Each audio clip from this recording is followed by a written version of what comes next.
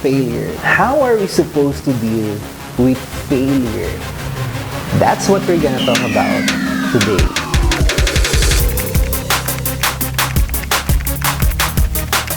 I want to start by sharing with you this powerful story, which I heard from Brother Bo Sanchez. There was a story about these two iconic comedy icons in the Philippines, Dolphy and Panchito. Dolphy and Panchito love to play golf.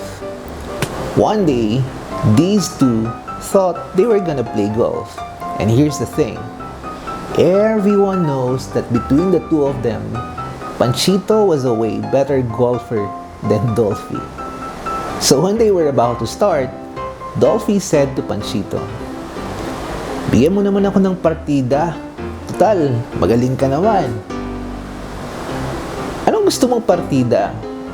Panchito replied. Then Dolphy said, "Simple lang naman. Allow me to shout twice during the game." "Yun lang pala," Panchito sarcastically replied. And so the game started. Panchito was ready to hit the ball. The moment Panchito swings his club, Dolphy would shout, "Pangit! Pangit!" Panchito loses his concentration and the ball goes to the trees.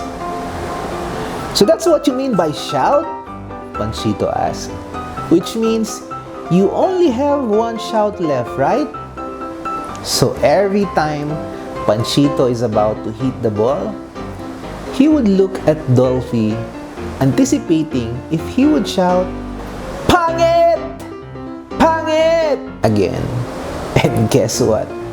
Panchito, the way better golfer, loses to Dolphy. I don't know about you, but I have this tendency. I would start an endeavor, but all of a sudden, there are these voices that tell me, "You're not good enough," or "You're bound to fail." And you know, because I would focus on this word failure, I would attract that in my life. But how do we actually deal with failure? Is it something that we need to embrace, or something that's supposed to give us grace? Between success and failure, which teaches you the best lessons? I've gone through failures in my life before, and until today, I'm still learning from them. As I go through the course of my life, these failures have taught me so many lessons more than what I have learned from my successes. But just like you, there were times I hated myself because of these failures, because of my imperfections. How about you? What is this something that you used to hate or love about yourself? Some people love shoes of different kinds. Some people love afternoons or the way the moon shines. Some other love sleeping, as I do too. That's why I ask myself what it is with you. Is there something wrong with the way I speak? You don't even see me when I pass you on the street. I close my eyes and let it be, because I just can't see why you love to hate me. Do you love to hate yourself? Probably because of not being able to accomplish something, or just because you keep on failing. If you said yes to any of these questions, don't fret, because that was also how I used to live my life before. I would love to look down on myself. I would love to beat myself because of my mistakes, because of my past failures. I would beat myself over and over again. But it was only when I learned to love myself more that I got to unleash my true potential. This picture says it all.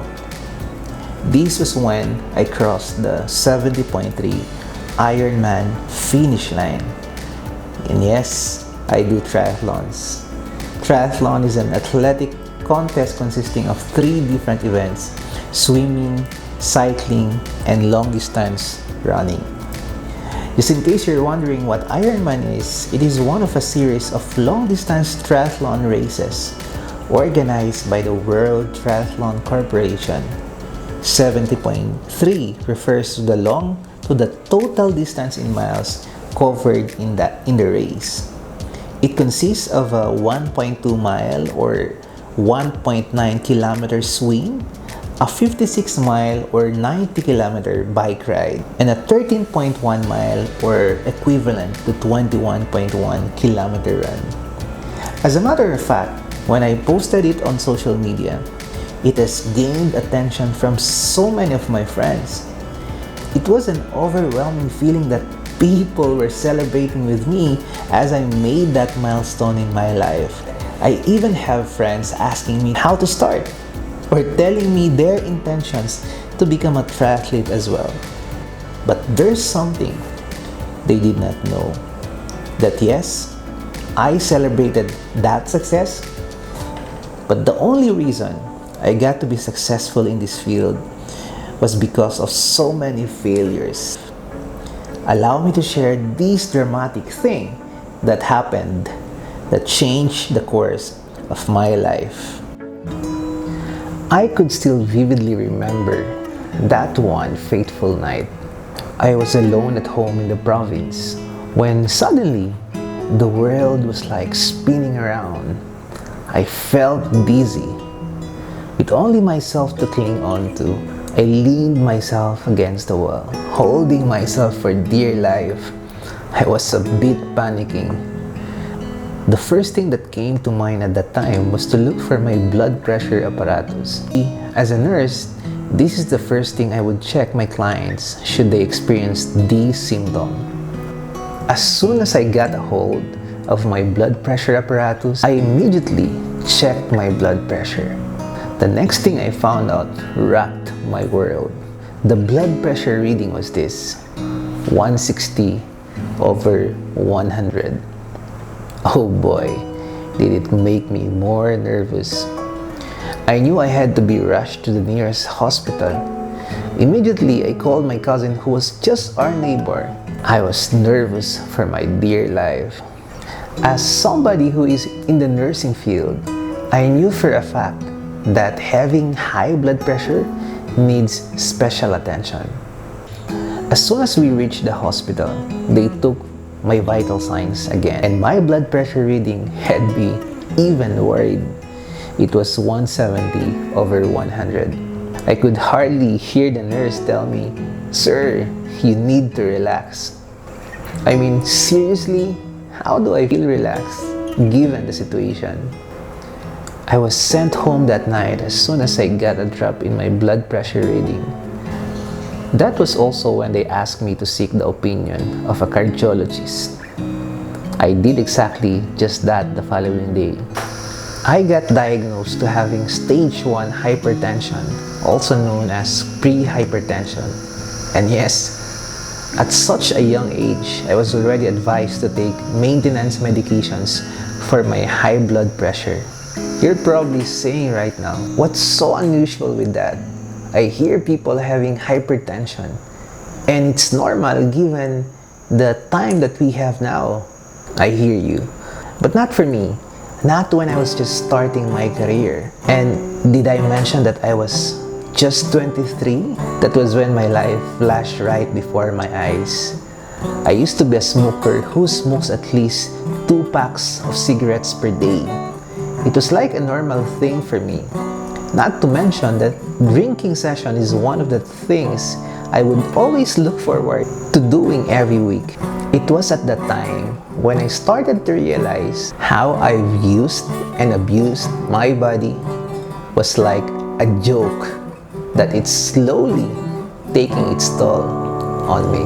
I started a joke which started the whole world crying, but I didn't see that the joke was on me. Oh no, till I started to cry, which started the whole world laughing. Oh, we've only seen that the joke was on me. That was when I took my life seriously. I wanted to live a normal life again. I started to make a 360-degree turn in my life.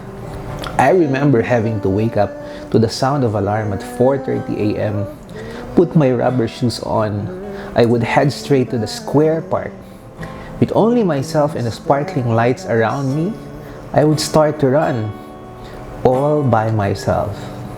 I was that determined. You see, I never did like running before. Martial arts and basketball were my favorite sports back in high school and college. But this time, it was different. I had this deep sense of motivation that comes from within. 3 minutes of running was like an eternity when I started this endeavor. As I would do it regularly, slowly I would get my pace, until my momentum picked up. There used to be 1 round turned into 10 rounds until I was loving it, until I could make it to 30 rounds. And that was when I got introduced to the running communities through the fun runs I would be part of. I remember running my first fun run, which was 16 kilometers. Eventually, I conquered 21 kilometers and even made it to 42 kilometers. I thought to bring my game to the next level after that. That was when I got to be part of a triathlon team, the Team Marquez. Again, starting was not an easy feat. I experienced a lot of failures trying to learn how to swim from scratch. But yes, because of my commitment and persistence, I made it. And to cut the long story short, on August of 2017, I made it to the finish line of my first ever 70.3 Ironman. And just to put things into perspective, the story I just shared with you is just but a tiny portion of all my failures. Just like what you're seeing in your screen right now. Who would have thought that this guy who used to be really shy is the same guy who would do videos just like this one? Again, credits to my failures. It paved the way for me to rise back up again, to march on. Right now, I'm still a work in progress and will always be a work in progress. But I'm just glad I didn't settle for less. I mean, I'll never get to learn my true potential if not for my failures. That really paved the way for me to get out of my comfort zone. Please know that the purpose of this video is not to downplay your successes, but to give your failures a new perspective. And that is the reason why I believe failure teaches you more than success. So right back at you, what are the failures you've experienced in your life before? Will you allow that to stop you from getting what you want? Or use that as a stepping stone to push you up? And before you even make that decision, can I tell you who you really are? You are designed to rise above. You just need to believe in you. There's something only you can do and no one else can. And here's the thing, the world is waiting for you. Again, this has been March Nasino, and it is my hope that through my real life lessons, you'll get to find your life mission. See you in the next video.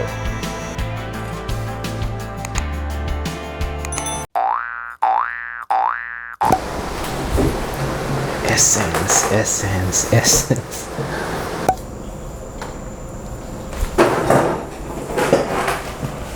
Some people love shoes of different kinds. Some people love afternoons. Alright. Feel relaxed given the situation.